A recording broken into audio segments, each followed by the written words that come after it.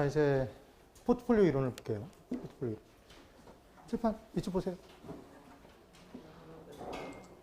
여러분 지금 뭐부터 출발했는지를 기억하시는 게 중요해요. 지배 원리로 투자 결정 못할 때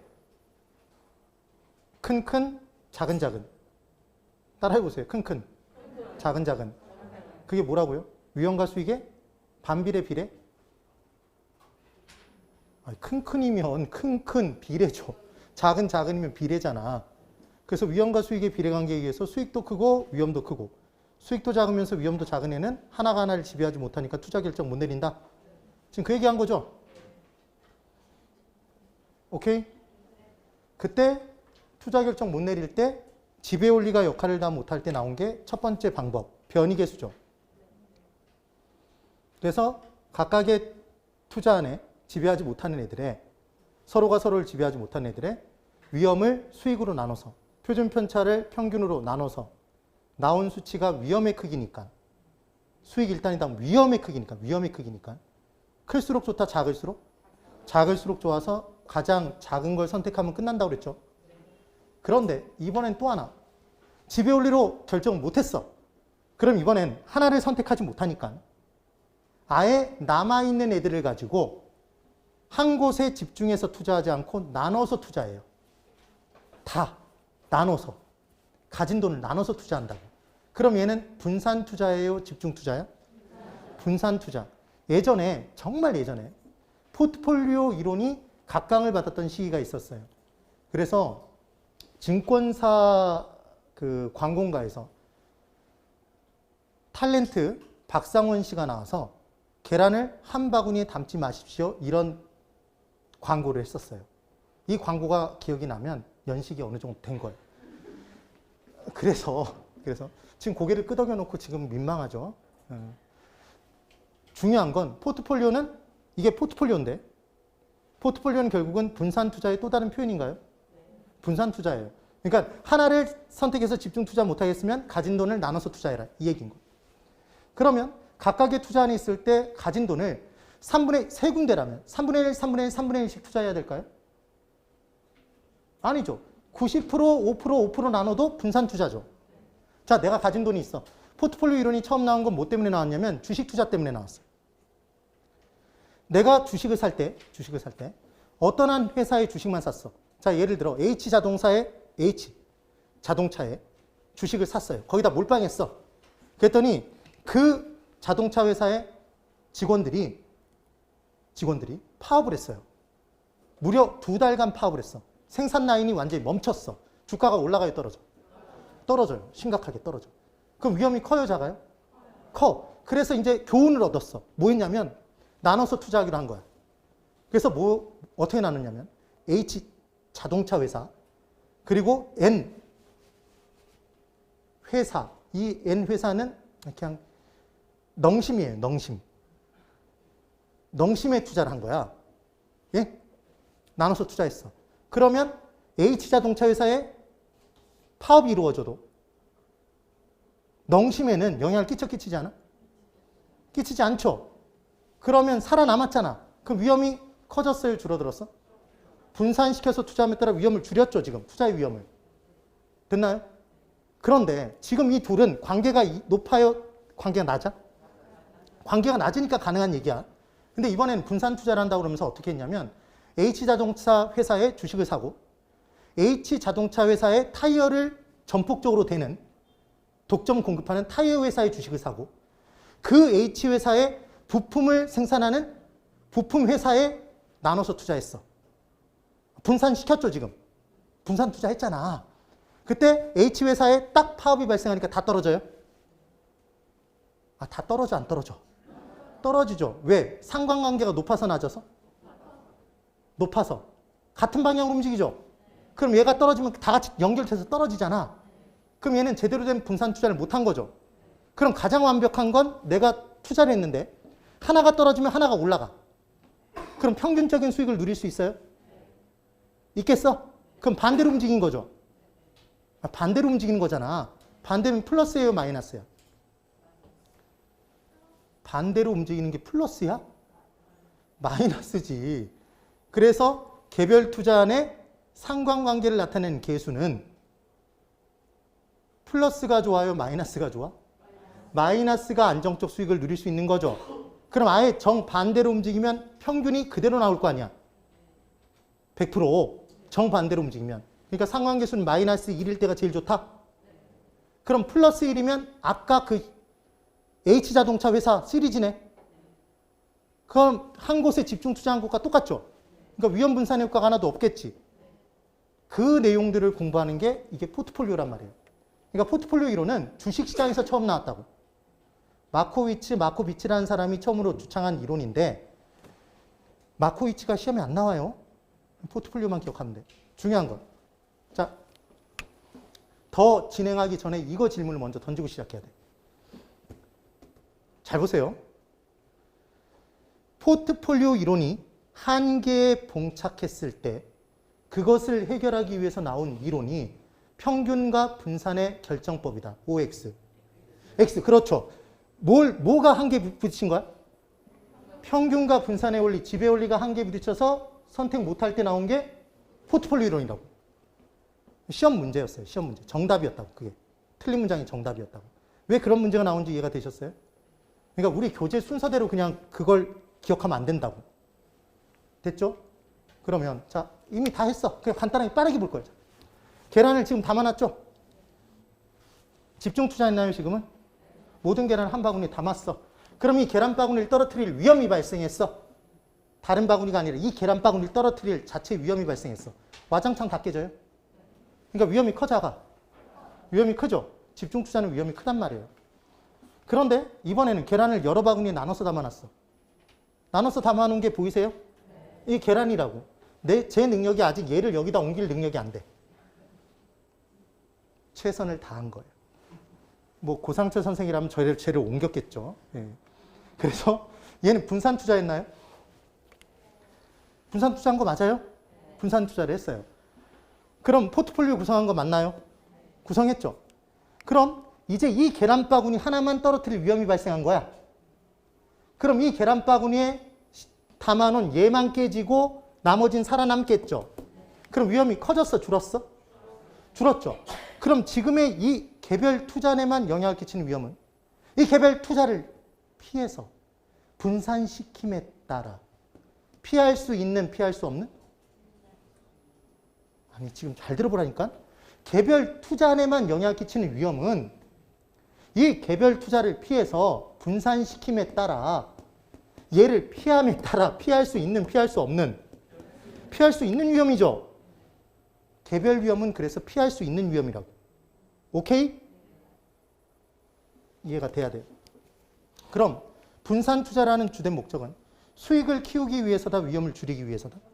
위험을 줄이기 위해서. 그럼 줄일 수 있는 위험을 줄여서, 최대한 줄여서 아예 0으로 만드는 게 목적이겠네요. 줄일 수 있는 위험을 줄이는 데까지 줄여서 0으로 만드는 게 목적이겠지. 그럼 중요한 건 얘들 간의 관계가 쇠사슬로 꽁꽁꽁 묶여 있으면 돼. 그럼 얘 떨어지면 다가장창 다 떨어진다고.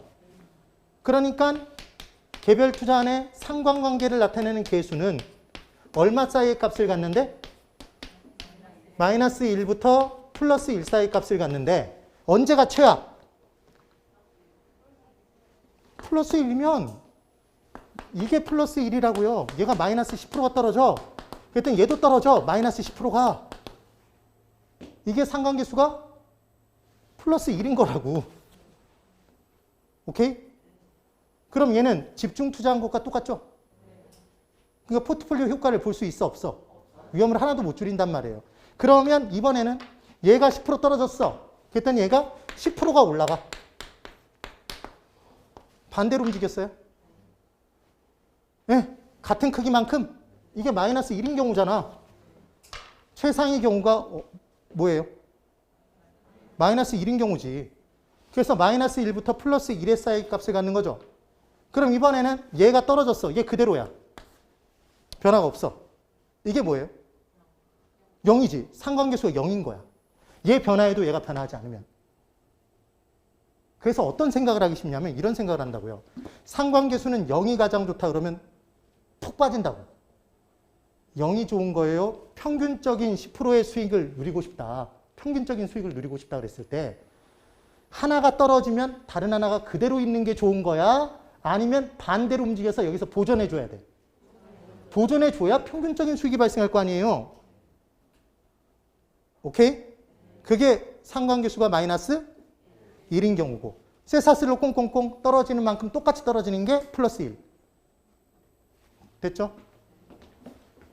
그러면 분산 투자의 목적은 수익을 키우는 게 목적이다 그러면 X라는 거예요. 뭘 줄이는 게 목적? 위험을 줄이는 게 목적이에요. 그런데 이제 보세요. 이제 어떤 일이 발생하나 봐봐. 덧든가요? 그러나 전체 투자한 모두에 영향을 끼치는 위험이 있는 거예요. 무슨 말이냐면 어떤 위험이 발생했더니 이 계란바구니를 모두 다 떨어뜨려. 대표적인 예가 경기 침체, 이자율의 상승, 물가 상승들을 얘기해요. 그럼 그 위험이 발생하면 아무리 나눠서 담아봤자 딱 한마디 시장이 던지네. 고생했어. 끝. 아무리 피해서 담아봤자 얘들이 다 떨어진다고. 그러니까 얘는 분산 투자를 통해 피할 수 있는, 피할 수 없는? 피할 수 없는 위험이겠죠. 예. 그럼 얘는 줄일 수 없는 위험이잖아. 그럼 얘는 개별 투자 안에만 영향을 끼치는 위험이에요? 시장 전체의 위험이야? 시장 전체의 위험. 얘를 시장 위험이라고 하겠지. 그래요? 그러니까 위험의 종류가 둘이에요. 포트폴리오를 통해서 피할 수 있는 위험과 이게 얼마나 쉬운 얘기냐면 개별 투자 안에만 영향을 끼치는 위험은 개별 투자를 피해서 분산시킴에 따라 피할 수 있고 시장 전체에 영향을 끼치는 위험은 개별 투자를 피해서 아무리 분산시켜봤자 피할 수 없다. 줄일 수 없다. 그럼 아무리 포트폴리오를 잘 구성해봤자 뭐는 남겠네? 피할 수 없는 위험은 남겠죠. 그러니까 포트폴리오 구성해도 시장 전체의 총 위험은 0이 될 수가 없는 거야. 그러니까 포트폴리오의 주된 목적은 뭘 피하는 데까지 피해서? 아니 무슨 위험을? 피할 수 있는 위험을 다 피해서 0으로 만드는 것. 그럼 시장 총 위험이 피할 수 없는 위험이 되겠네요? 얘만 남을 거 아니야. 논리가 이해가 되세요? 지금 그 얘기란 말이에요. 그럼 부르는 이름이 있을까요? 시험 문제 이렇게 나오진 않을 거 아니에요. 그래서 얘를 체계적 위험이라고 하고 잠깐 여기 그러면 잠깐만 여기 보세요. 계란바구니가 있어. 이 계란바구니에 계란을 막 많이 담았어요. 계란을 한 바구니 담아봤더니 위험이 커. 얘 떨어지면 다 깨지니까 이번에 계란을 더 담아본 거야. 이렇게 왕창 쌓았어. 계란을 더 쌓았어. 그럼 위험이 줄어요? 그랬더니 네가 안 떨어뜨려 봤구나. 계란을 많이 쌓아놓고 떨어뜨리면 위에 있는 계란은 살아남아. 이 얘기하면 안 된다고요. 다 깨진다고. 그러니까 지금 계란은 투자 금액이에요? 투자 자산의 수야? 투자 금액이죠. 투자 금액. 그러니까 투자 금액을 늘린다고 위험이 줄어드는 게 아니죠. 뭘 늘려야 돼? 바구니 수를 늘려야지. 네? 투자안의 개수를 늘림에 따라 더 많이 분산시킴에 따라 위험을 줄이는 거지. 투자 금액을 키움에 따라 위험을 줄이는 게 아니라고요. 얘 이름이 뭐라는 걸 알면 그냥 끝나는 얘기야? 얘가 분산 투자라는 것만 알면 끝나는 얘기죠. 됐나요? 그래서 얘를 체계적 위험이라고 하고 시장 전체에 끼치는 위험은 피할 수 있는 위험을 비체계적 위험이라고 해요. 기억하는 방법. 이걸로 끝이야. 비가 와요. 비가 와. 우산 쓰면 피할 수 있어요? 그래서 뭐는 피할 수 있는 위험이야? 비체계적 위험은 피할 수 있는 위험이에요. 우리에게 체계를 갖춰서 덤비는 놈 피할 수 없죠? 거기까지도 갈 필요가 없어. 그래서 실제로 이 수업을 듣고 한 5년 뒤에 합격생을 만났는데 뭐는 기억이 나냐고 얘기를 하면 비는 우산 쓰면 피할 수 있다는 기억이 난대. 됐나요? 그럼 포트폴리오 이론의 정리야. 기억.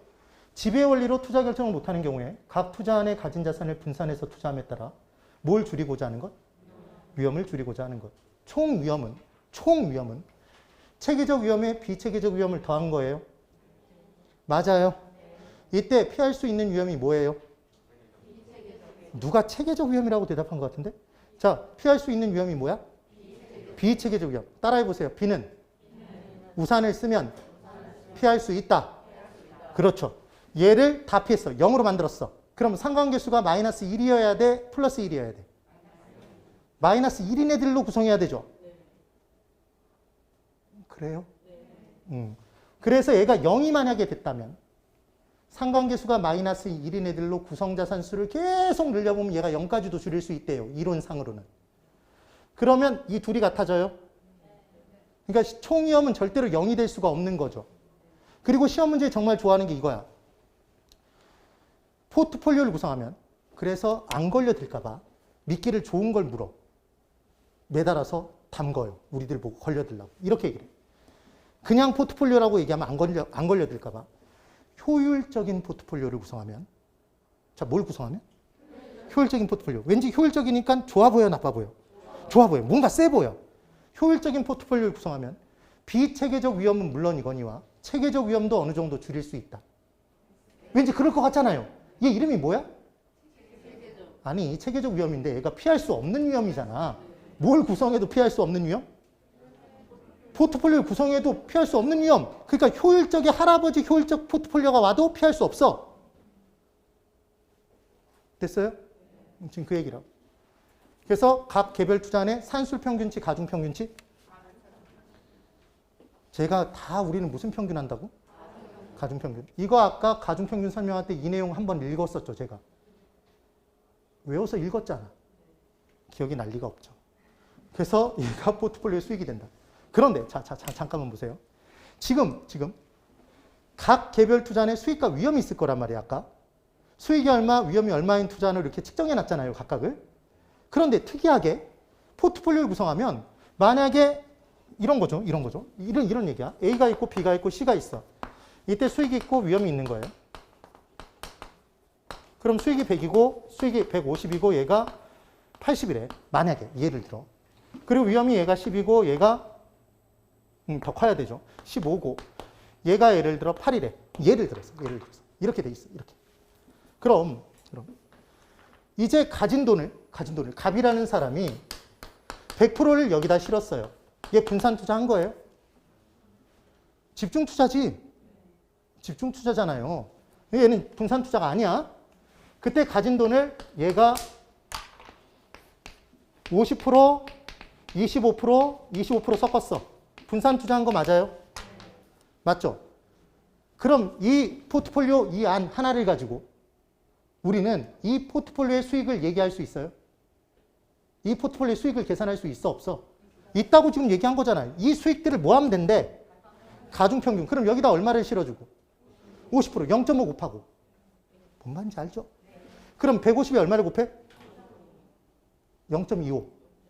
80에 0.25 곱해서 더하면 그게 가중평균치야. 그렇단 말이에요. 그럼 지금 왠지 얘도 뭐 하면 될 것 같아? 아니, 얘도 뭐 하면 될 것 같아. 가중평균하면 될 것 같은데 한다는 얘기 안 하죠?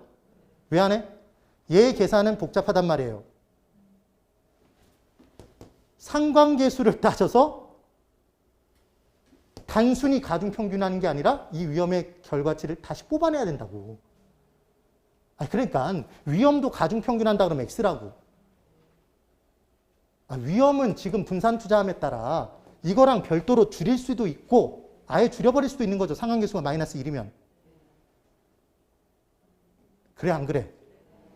그렇잖아요. 지금 그 얘기를 한 거라고. 아니, 궁금하지 않았어요? 이게 수익만 있는 이유가? 오늘 처음 공부했는데 뭐가 궁금했겠냐 이런 거죠. 예. 그게 정답이긴 해. 그래서 이제 이 얘기인 거예요. 다시 출발. 그러면 비체계적 위험은 줄일 수 있어요? 비체계적 위험은 개별 위험이에요? 시장 위험이야? 개별 투자안에만 영향을 끼치는 위험의 줄임말이죠? 네, 개별 위험인 거예요. 그러니까 이 개별 투자안을 분산시키면 피할 수 있어, 없어? 있다는 거잖아요. 줄일 수 있다는 얘기야. 근데 체계적 위험은 시장안 모든 투자안에 영향을 끼치는 위험이니까 시장 안에서 죽어라고 분산 투자해봤자 피할 수 없다고. 지금 그 얘기. B는 우산 쓰면 피할 수 있다. 오케이. 상관계수는 높을수록 좋다, 낮을수록? 낮을수록 좋다. 질문. 우리가 공부한 4글자짜리 계수가 2개예요. 투자론에서 변이계수와 상관계수가 있어. 둘 다 높을수록 좋아, 낮아? 아니, 지금 낮을수록 좋아, 높을수록 좋아? 낮을수록 좋아요. 헷갈릴 이유가 없다고. 그 다음 변이계수는 변한다 이상하게 그것과 관계 있는 수니까 걔는 위험이 주인공. 상관계수는 상관관계를 나타내는 관계 있는 수죠. 오케이? 네.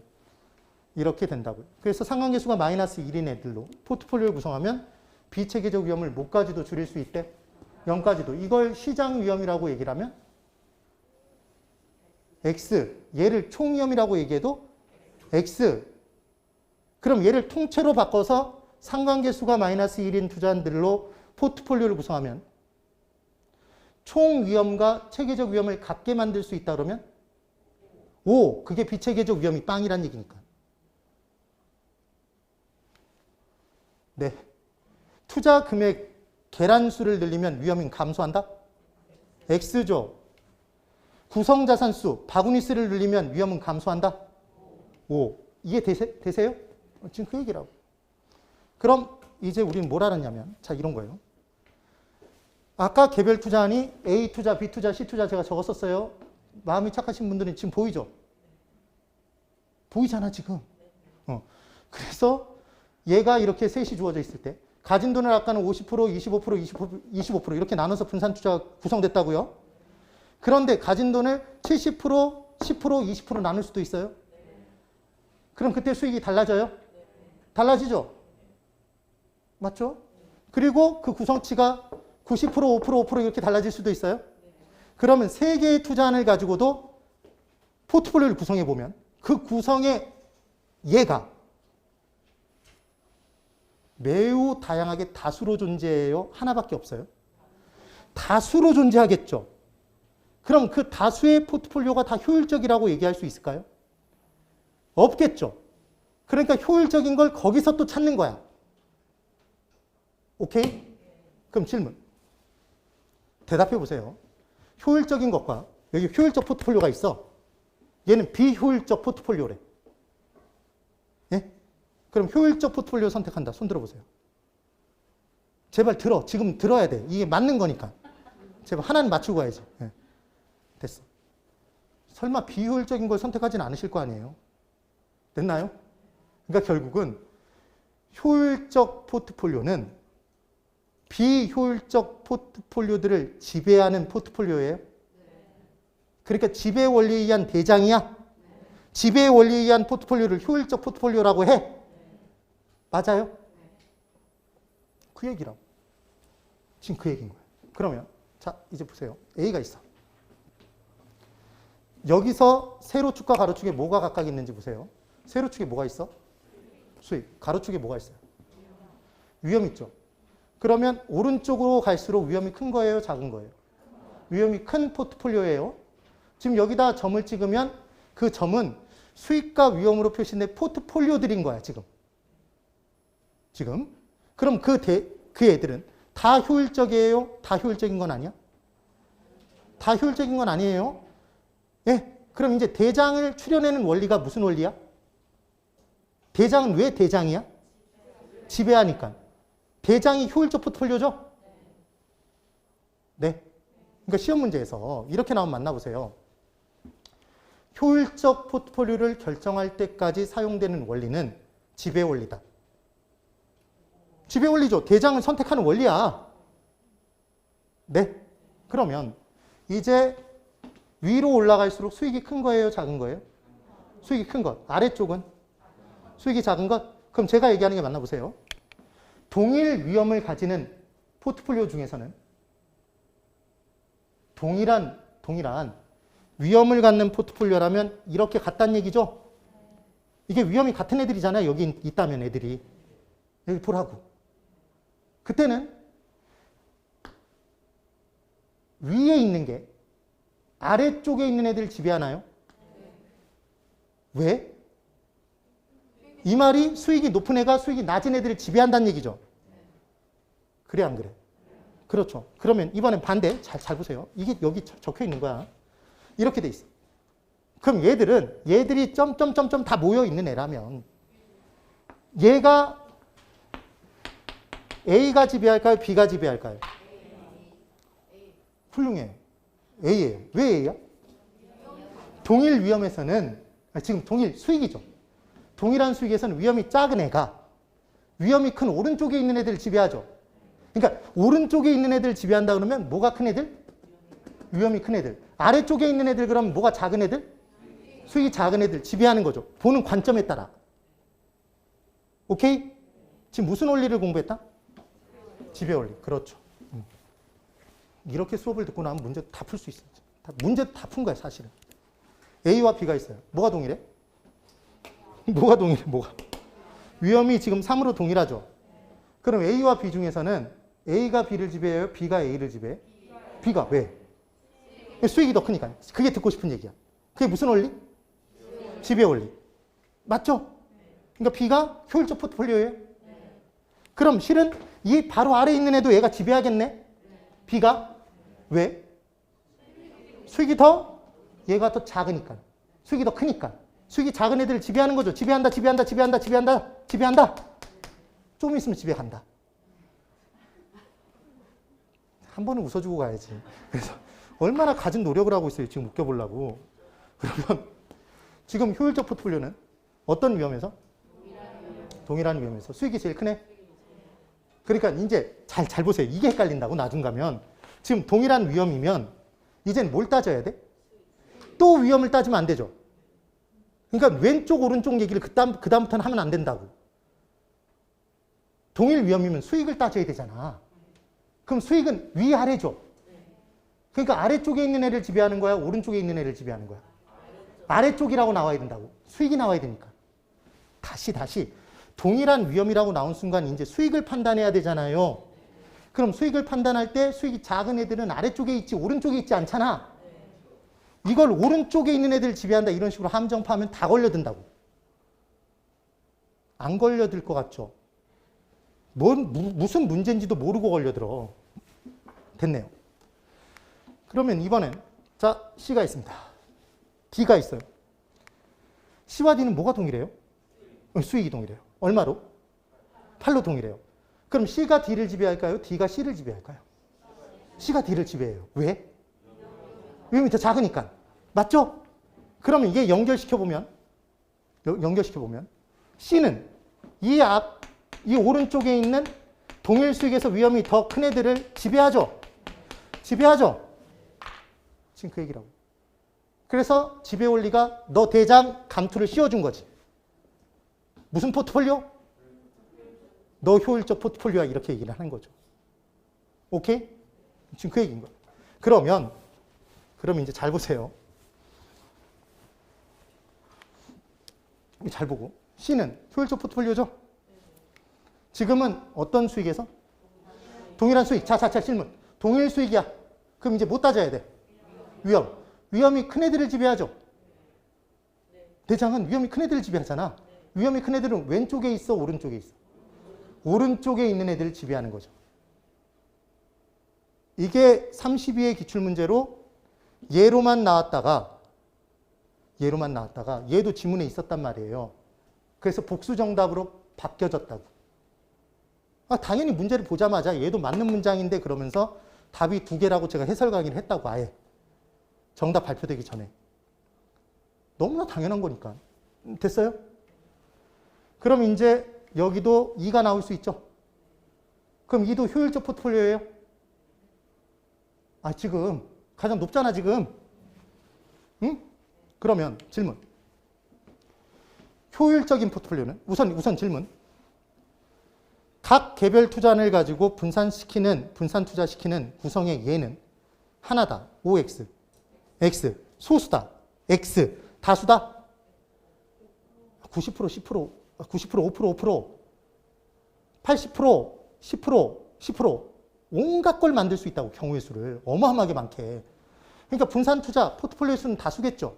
그럼 다수의 포트폴리오가 다 효율적이야? 아니야. 그 중에 효율적인 애, 대장을 고르기 위해서 사용하는 원리가 무슨 원리? 너 대장 이렇게 찍어준 원리가 뭐야? 지배 원리. 그래서 지배 원리로 선택되는 효율적 포트폴리오는 하나다, 다수다? 얘도 다수죠. 각각의 위험별로 수익이 제일 높은 애가 하나씩 존재할 거 아니야. 그럼 위험이 더 커질수록 수익도 더 높은 대장일까? 아니, 지금 위험이 커지면 수익도 더 커지죠? 그래, 안 그래? 그러니까 지금 이 효율적 포트폴리오들의 모임 사이에서 대장들은 대장이 대장을 지배할 수 없죠. 왜? 무슨 원리에 따라? 무슨 관계이기 때문에 얘들이. 아직도 모르네. 큰, 작은, 위험과 수익의 비례관계인 투자인들이잖아. 그래요. 그래서 효율적 포트폴리오들을 쫙 연결해 놓으면 점점점을 연결하면 선이었잖아. 얘가 효율적 포트폴리오들의 모임인 효율적 전선이라고. 무슨 선? 효율적 전선. 기억 안 나면 이렇게 기억하면 돼. 효율적 포트폴리오를 전체적으로 모아놓은 선. 오케이? 얘를 뭐라고 한다? 효율적 프론티어. 그냥 기억하세요. 호프야. 효프. 기억 안 해도 돼. 이렇게 기억했어요. 여기까지. 됐죠? 그럼 질문. 효율적 전선을 만들 때까지 사용된 원리는 지배 원리다. 다시 질문. 지금 눈빛 흔들리는 것 봐. 효율적 전선은 효율적 포트폴리오들의 모임이다. OX. O. 효율적 포트폴리오 대장을 정할 때 사용된 원리는 지배 원리다. 맞죠? 그러니까 지배 원리에 의해서 그려진 선이 효율적 전선이지. 그렇잖아요. 무슨 3단 문법을 몰라. 오케이? 그럼 왜 효율적 전선이 우상향하는 곡선이 됐어요? 지금 우상향이잖아. 대장들이 위험이 작으면 수익도 작고 위험이 커질수록 수익도 커지잖아. 위험과 수익의 무슨 관계? 비례관계가 나타나기 때문에. 네? 그래서 효율적 전선상에서는 더 높은 수익을 누리려면 자, 여기 잘 보세요. 효율적 전선은 동일 수익에선, 동일 위험에서는 수익이 제일 높은 애들만 연결한 거죠. 그럼 수익을 더 누리고 싶으면 위험을 더 감수할 수밖에 없다. 지금 그 얘기잖아. 돼요? 그럼 질문.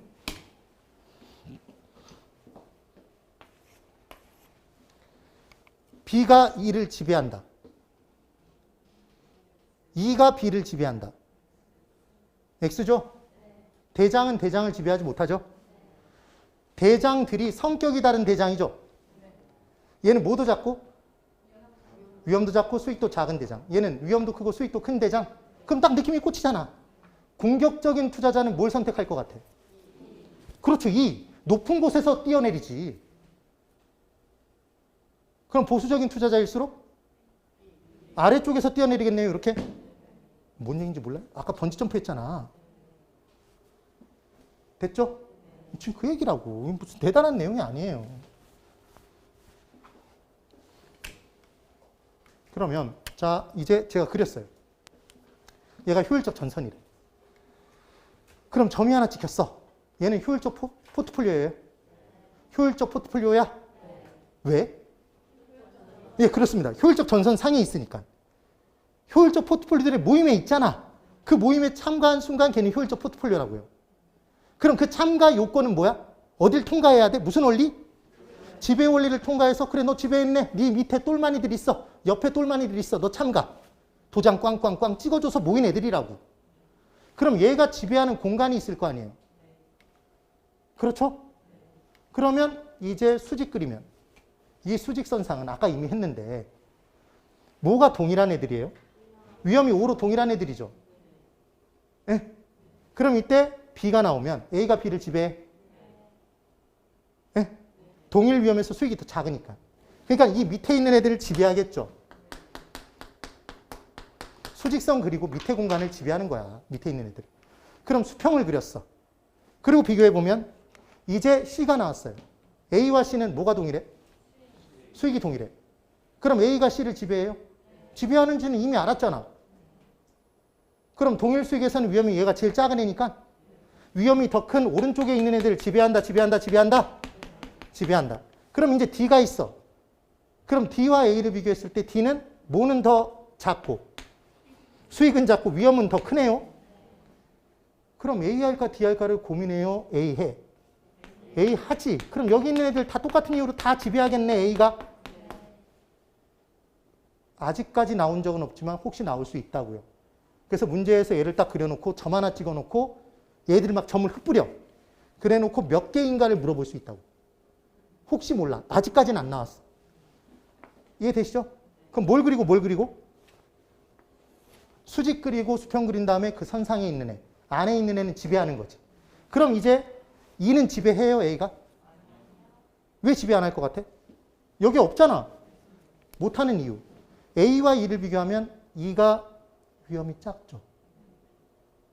2가 수익도 작죠. 작작. 그럼 A는 위험이 크고 수익도 크죠. 큰. 지배 못하잖아요. F가 있어. 그럼 F는 A보다 위험이 크면서 수익도 크죠. 큰. 지배 못한다고. 오케이? 지금 그 얘기인 거예요. 그러면 이제 합체. 효율적 전선이 있어. 조금만 힘내고. 수업 들으면서 이런 생각을 하는 사람도 있겠죠. 얘가 오늘 날 죽이는구나 이렇게. 효율적 전선이 있어. 보수적인 투자자가 있답니다. 그러면 자, 다른 걸 다 떠나서 생각해 보세요. 우리 아까 뭘 했는지 생각해 봐. 제가 번지 점프 얘기를 이 자리에 서서 얘기를 하면서 동일한 번지 점프는 우리에게 위험이기 때문에 감수하려 들지 않을 테지만 대가를 준다면 뛰어내릴 수도 있다. 감수할 수도 있다. 그때 저와 수강생을 모시고 뛰어내렸을 때 100원 달라고 얘기했을 때 100원 준다니까 뛰어내린 사람이 있었고 저는 1000만 원이었죠. 제가 위험을 더 많이 싫어하는 사람. 그래서 대가 많이. 보수적 투자자, 공격적 투자자. 보수적인 투자자일수록 위험을 더 많이 싫어하니까 동일 위험에 대한 대가를 많이 요구한다. 자, 잘 봐. 뭐 하고 있나? 뭐 하고 있나? 볼록. 대가 보여, 이거? 보이세요? 볼록하지? 그럼 뚝 떨어지잖아. 경사가 급해요, 완만해? 급하죠? 이 그린 게 뭐냐면 그 투자자의 효용이 무차별적으로 나타나는 곡선인 거야. 실제로 그렇게 그려요. 그리고 자세히 설명할 수도 있는데 그릴 필요가 없어, 지금. 그래서 위험에 대한 태도를 나타내는 곡선이 뭐다? 무차별 곡선인 거예요. 뭐다? 무차별 곡선. 그러면 이때 보수적 투자자의 무차별 곡선은 이와 같이 볼록하대. 좀 더 볼록하게 그린 거야, 지금. 그래서 얘 무차별 곡선, 얘도 무차별 곡선, 얘도 무차별 곡선이에요. 한 투자자예요. 그럼 보세요. 무차별 곡선은 위로 올라갈수록 효용, 만족도가 커질까요? 커져요. 왜냐하면 이렇게 생각해. 그냥 이렇게 기억하고 끝내는 거야. 기분이 좋아지면 기분이 업돼, 기분이 다운돼? 업되는 거예요. 그래서 위에 있는 애일수록 효용이 더 큰 거예요. 됐어요? 그리고 원래 이 개념이 뭐냐면 얘는 효용이 200인 애들, 얘는 150인 애들, 얘는 100인 애들 이렇게 효용의 차이가 있다고. 이 곡선이 원래 개념이 이런 거예요. 그럼 여기에 점이 있고 여기에 점이 있어요. A점과 B점이 있어. 그럼 A점과 B점의 효용이 무차별적인 거예요? 아니라고. 얘는 100이고 얘는 150이죠.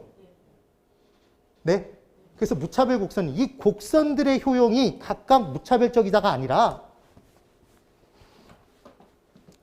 여기에서 잡아내도 동일 곡선 상에서는 효용이 무차별적으로 나타나는 애들을 모아놓은 곡선이란 뜻인 거야. 네? 그러니까 위에 올라갈수록 더 효용이 큰 거죠. 그럼 질문. 만약에 이 무차별 곡선이 얘가 이렇게 교차됐어. 어떤 사람의 무차별 곡선이 이렇게 됐다고요. 그러면 이 점에서는 효용이 더 큰 애가, 효용이 더 작은 애, 효용이 더 작은 애가 똑같다는 얘기잖아. 그러니까 이렇게 그려주면 돼요, 안 돼? 안 돼. 그래서 이걸 겹치지 않게 그리느라고 엄청나게 노력을 쓴 거죠. 노력을 한 거라고. 그러니까 개별 투자자의, 개인 투자자의 무차별 곡선은 교차한다, 교차하지 않는다? 교차하면 이론적인 실패야. 네? 그리고 높이 있는 게 더 효용이 큰 거다, 작은 거다? 큰 거다. 그런데 시험 문제 나오는 건 대가를 많이 먹을수록 볼록하다? 그럼 대가를 많이 요구하는 사람, 위험을 좋아하는 사람, 싫어하는 사람? 싫어하는 사람. 싫어하는 사람? 그래요. 그래서 보수적인 투자자는 이제 얘를 선택한다고요. 그럼 결국은 효율적 전선과 무차별 곡선이 접하는 점. 자, 여기 보실래요? 얘는 교차하는 거예요? 접하는 거예요? 교차하는 겁니다. 얘는 접하는 거예요? 네. 이때 만약에 최고 적합한 포트폴리오라는 것을, 투자자에게 최고 적합한 포트폴리오를 교차하는 점이라고 얘기하면 얘도 교차하는 점, 교차하는 점, 얘도 교차하는 점, 또 있으면 또 교차하는 점이 나오겠네요. 예. 그러니까 그냥 만나는 점이라고 얘기해도 안 되죠. 만나는 건 이 둘을 다 포함하는 거니까. 네. 그래서 하나밖에 안 나오는 건 뭐다? 접하는 점이지. 시험 문제에 얘를 낸단 말이에요. 여기까지 됐죠? 그럼 공격적인 투자자는 위험을 덜 싫어해요? 덜 싫어해? 좋아하는 게 아니죠? 위험을 덜 싫어하는 거야. 그럼 대가를 많이 요구해, 적게? 적게. 그러니까 볼록해, 완만해? 완만해. 완만하게 그리는 거예요. 완만해요? 지금 얘보다는 완만하잖아. 여기 접하는 점이 있겠죠? 그래서 2를 선택하는 거야. 결론. 이 얘기예요. 지금 뭐 복잡하게 얘기한 것 같지만 이 얘기를 한 거예요. 자, 보세요. 개별 투자한들이 있습니다. 그 개별 투자한들을 일단 지배 원리를 적용해서 한번 골라봤어요. 그때 큰, 작은이야. 위험과 수익의 비례관계야. 한 놈이 한 놈을 지배 못해. 그래서 첫 번째 해결 방법으로 사용했던 게 변이계수를 사용해서 작은 놈을 선택했어. 두 번째 선택 방법이 나눠서 투자해봤어. 분산 투자. 그게 포트폴리오? 맞나요? 근데 포트폴리오의 구성 얘는 경우의 수는 하나로 존재해, 다수로 존재해. 다수로 존재한다고요. 다수로. 그때 각각의 포트폴리오는 수익과 위험으로 표시되는데 수익은 뭐에서 구하면 끝나? 각 개별 투자의 수익을 무슨 평균치? 가중평균치로 구하면 끝나는데 위험은 가중평균한다는 표현 안 썼어요. 상관계수가 적용돼야 되기 때문에. 그렇죠? 됐죠? 그래 놓고 이때 그 다수의 포트폴리오를 다 투자자가 선택하지 못하니까 투자자가 어떻게 그 경우의 수를 다 선택하겠어요? 하나를 선택해야지.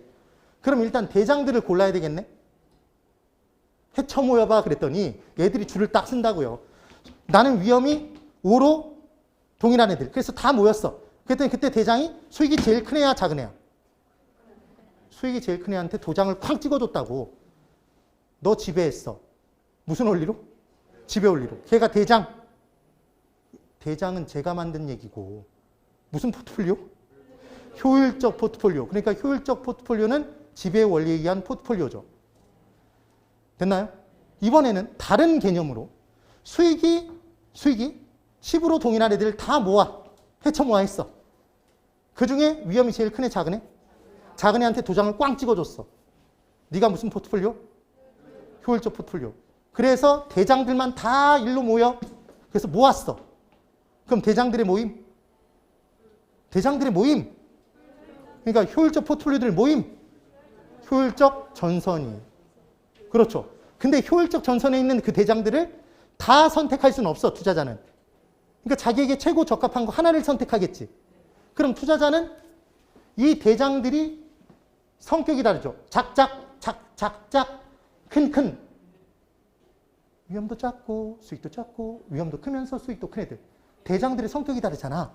그럼 이 중에 자기의 위험에 대한 태도에 따라 위험을 덜 싫어하는 사람은 더 높은 애를 선택할 거고 위험을 더 많이 싫어하는 애는 낮은 쪽에 있는 애를 선택하겠죠. 위험에 대한 태도에 따라. 그때 위험에 대한 태도를 그림으로 그린 게 무슨 곡선이야? 무슨 곡선이야? 무차별 곡선이에요. 효율적 포트폴리오들 모임이 무슨 선이야? 효율적 전선. 그러니까 얘 중에서 얘를 적용해서 선택한 애가 투자자에게 최고 적합한 포트폴리오라는 얘기죠. 그 얘기를 그림으로 그려놓은 거라고 지금. 그러니까 시험 문제에서는 뭐만 기억하면 끝나냐면 여기서는 중요한 포인트가 얘만 기억하시면 돼요. 뭘 기억하면 돼? 무효적. 따라해보세요. 무효적. 그래서 무차별 곡선과 효율적 전선이 뭐 하는 점? 접하는 점. 이거 무효교 아니에요. 교차하는 점 아니라고. 무효만 아니에요. 만나는 점 아니야. 꼭 집어 뭐라고 해야 돼? 접하는 점. 무효접. 다시 따라해보세요. 무효접. 오케이. 그럼 정리. 이제 최종 정리. 최저 포트폴리오는 이게 읽혀지면 다 공부가 완벽한 거예요. 효율적 전선은, 효율적 포트폴리오는 지배 원리에 의한 포트폴리오인가요? 동일한 수익하에서 위험이 제일 작은 포트폴리오예요. 응? 그럼 동일 수익에서는 오른쪽에 있는 애들 지배해요? 아래쪽에 있는 애들 지배해요? 봐봐, 지금 벌써 헷갈리잖아요. 동일 수익이라면 이제 위험 따져야 되잖아. 위험이 더 큰 애들을 지배하겠지. 위험이 큰 애들은 아래쪽에 있어, 오른쪽에 있어. 오른쪽에 있는 애들 지배하는 거 맞죠? 이거 아래쪽이라고 바꿔놓으면 거의 대부분 걸려든다고요, 여러분. C. 동일한 위험에서는 수익이 제일 큰 포트폴리오예요. 그러니까 동일 위험에서는 이제 수익을 따져야 되겠지. 그럼 수익이 작은 애들을 지배하죠. 수익이 작은 애들은 아래쪽에 있어, 오른쪽에 있어. 아래쪽에 있잖아. 그렇죠? 지금 그 얘기입니다. D. 효율적 전선은 효율적 포트폴리오들의 모임. 이 모임에는 비효율적인 애는 들어갈 수가 없어요. 2. 위험과 수익의 비례관계, 상쇄관계에 따라 우상향하는 곡선이 된다. 위험이 클수록 수익도 큰 대장들이 나온다. 그래요. 이제 알 때가 됐어. 제발. 효율적인 건 비효율적인 걸 지배하죠. 무차별 곡선은 투자자의 효용을 나타내는 곡선이고 위험에 대한 태도를 나타내는 곡선이에요. 공격적인 투자자는 위험을 덜 싫어하죠. 대가를 많이 조금. 또 대답 못하네. 대가 조금. 그래서 볼록 완만, 괴가 완만. 보수적 투자자는 위험을 더 많이 싫어하죠. 대가 많이, 볼록, 경사가 급하다. 이거 바꿔놓으면 못 찾아요. 제가 하라는 대로 꼭 기억하라고. 투자자는 효율적 포트폴리오들 중에서 자신의 효용, 만족도를 극대화시켜주는 놈 하나를 선택해요. 최고 적합한 애를 선택해요. 그러니까 최고 적합한 건 하나여야 돼, 다수여야 돼. 최고는 하나. 그 하나가 나오려면 만나는 점이어야 돼, 교차하는 점이어야 돼, 접하는 점이어야 돼. 접하는 점이죠. 네. 그래서 어떻게 외운다? 무효접으로 기억하면 끝난다. 오케이, 끝. 그럼 자, 이제 마지막 문제 끝. 이 문제를 풀고 오늘은 끝. 부동산 투자의 수익과 위험에 관한 설명으로 틀린 것을 골라보랍니다. 1번. 기대 수익률이 요구 수익률보다 클 경우에 기대되는 게 크대요. 이걸 보면서 요 사이에다가 뭐 부등호를 넣고 막 그렇게 풀지 마, 제발. 기대 수익률이 크면 그냥 읽어보세요. 기대 수익률이 크면 투자해야 안 해? 기대되는 게 크면 투자하죠? 그거야. 2번. 개별 부동산의 특성으로 인한 개별 부동산 특성으로 인한 비체계적 위험을 개별 투자 안에만 영향을 끼치는 위험이죠. B는 피할 수 있어. 포트폴리오의 구성을 통해 감소될 수 있다. 오잖아. 3번. 무위험률의 하락은 투자자의 요구 수익률을 상승시키는 요인이 된다. 지금 이걸 헷갈리면 오늘 공부 헛한 거예요. X잖아. 아까 이미 적어서 설명했잖아요.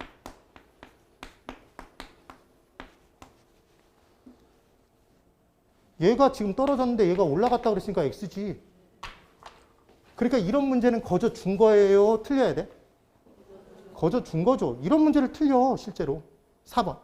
투자자가 대상 부동산을 원하는 시기에 현금화하지 못할 가능성, 유동성 위험? X? 황금성 위험, 유동성 위험 맞죠? 5번. 평균 분산 지배 원리로 투자 선택을 할 수 없을 때 변동계수, 변이계수를 사용해서 투자안의 우위를 판단할 수 있다. 그래서 변이계수가 큰 것, 작은 것? 작은 걸 선택한다. 끝. 됐어요? 예. 지금까지 공부한 내용을 내일부터 시작해서 4일간 치열하게 매일 기보를 통해서 반복을 할 거예요. 열심히 잘 따라오셔야 됩니다. 다음 주에 지금 제가 생각한 것보다 진도가 이제 2시간이 밀렸어. 뒤로. 열심히 한번 해볼 테니까 끝까지 잘 따라오세요. 힘내시고. 오늘도 정말 잘 따라와 주셨어요. 그러니까 제가 전에도 얘기를 했지만 강사의 힘을 뽑아내는 사람은 수강생이에요. 여러분들이 열심히 좋은 눈빛으로 수업을 들어줬기 때문에 제가 힘을 내서 텐션을 유지해가면서 수업을 할 수 있었습니다. 오늘의 수업은 저는 굉장히 만족스러워요. 물론 조금만 진도를 더 나갔으면 더 퍼펙트했겠지만, 네. 하여튼 열심히 잘 따라오시면 기본 이론반이 끝나는 순간 여러분들은 정말 개론은 그 누구에게도 뒤지지 않는 그런 개론의 선수들이 될 거예요. 되셨죠? 네, 오늘 여기까지. 대단히 수고 많으셨습니다. 네.